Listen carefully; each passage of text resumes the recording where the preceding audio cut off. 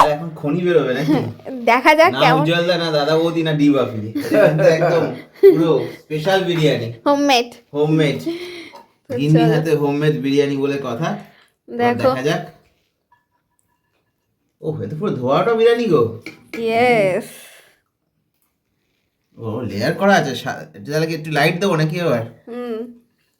এ দেখো পুরো একদম ঝরে ঝরে পড়ছে কিন্তু বন্ধুরা, এটা কিন্তু কোনো ফুড প্রমোশনের জন্য না, এটা কিন্তু পুরো নিজেদের পুরো। ইয়েস, তার সাথে কিন্তু আজকে আমি আবার ফিশ চপও বানিয়েছি, যেটা আমার বরমশাইয়ের ভীষণ পছন্দের, সেই কারণেই বানানো।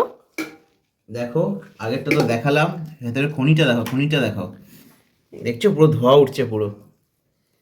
হাঁড়িটা কিন্তু বেশ বড়, চাইলে তোমরাও চলে আসতে পারো। তুমি আমার আলু ভেঙে দিলে বিরিয়ানি। আরে সেটা আমি নিয়ে নিলাম, যাও হয়েছে। ঠিক আছে, তাহলে ক্ষমা করে দিয়েছি। তুমি কি ওই বড়টা খাবে নাকি বাবা? হাঁড়ির ঢাকাটা দিয়ে ওকে দিয়ে দাও। আজকে আমি রাঁধুনি, ইনি হেল্পার, অনেক হেল্প করেছে ওকে, তাড়াতাড়ি খেতে দাও, ও আর অপেক্ষা করতে পারছে না। মেন কিন্তু অ্যাকচুয়ালি বিরিয়ানি কাটা। হ্যাঁ সেটাই, কি বললো শুনলে? মেন কাটা। আচ্ছা, এটাই বাকি ছিল,